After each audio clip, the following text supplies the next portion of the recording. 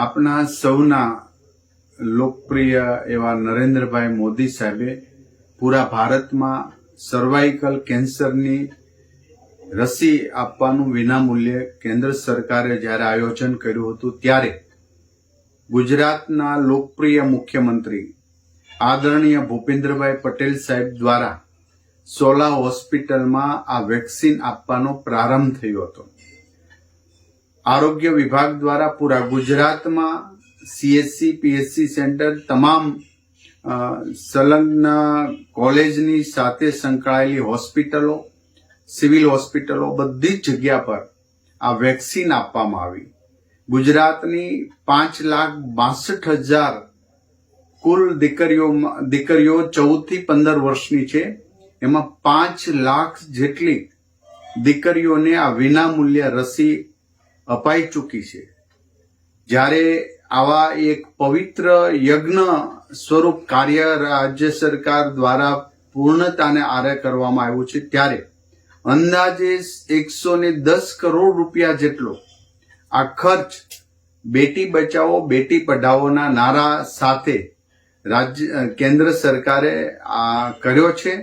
આદરણીય મુખ્યમંત્રી ભૂપેન્દ્રભાઈ પટેલ સાહેબના માર્ગદર્શન નીચે 100% 14 થી 15 વર્ષની આ દીકરીઓને સર્વાઇકલ કેન્સરની રસી આપી દેવા માટે આરોગ્ય વિભાગ સજ્જ છે અને કામ કરવા માટે આગળ વધી રહ્યું છે। હજી 62,000 દીકરીઓ આ રસી આપવા માટે બાકી છે। તો તમામ વાલીઓ શિક્ષકો શાળાઓ હોસ્ટેલો જ્યાં 14 થી 15 વર્ષની દીકરી રહેતી હોય તો એના વાલી દ્વારા વાલી સાથે અમારા PHC CHC centre UPHC centre district sub hospital અને મેડિકલ સંલગ્ન તમામ કોલેજોની સાથે સંકળાયેલી હોસ્પિટલો ત્યાં રસી વિનામૂલ્યે આપવામાં આવે છે। 5 લાખ દીકરીઓને રસી અપાઈ ગઈ છે। એ ગુજરાતના આવનારા ભવિષ્ય માટે દીકરીઓ માટે એ મહિલા બનશે ત્યારે એમના કેન્સરના સંપૂર્ણપણે સર્વાઇકલ કેન્સર સંપૂર્ણપણે નહીં થાય એવી આ રસી આપવામાં આવી છે ને એમને એક રક્ષણ કવચ આપવામાં આવ્યું।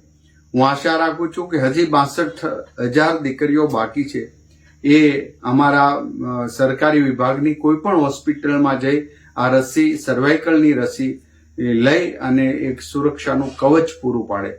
આપણે સૌ ગુજરાતના તમામ પરિવારજનો આદરણીય નરેન્દ્રભાઈ મોદી સાહેબનો હૃદયપૂર્વક આભાર વ્યક્ત કરીએ છીએ અને આ આયોજન અને મિશન પાર પાડવામાં રાત દિવસ અમારા આરોગ્ય વિભાગના કર્મચારીઓ મહેનત કરી છે એમને પણ હૃદયપૂર્વકનો આભાર વ્યક્ત કરીએ છીએ અને આદરણીય ભૂપેન્દ્રભાઈ પટેલ સાહેબ અને આદરણીય હર્ષભાઈ સંઘવી નાયબ મુખ્યમંત્રીનો પણ અમે આભાર વ્યક્ત કરીએ છીએ જેમને અમને સહયોગ કર્યો જેથી કરીને આરોગ્ય વિભાગ દ્વારા 5 લાખ દીકરીઓને રસી પૂર્ણ કરવામાં આવી છે।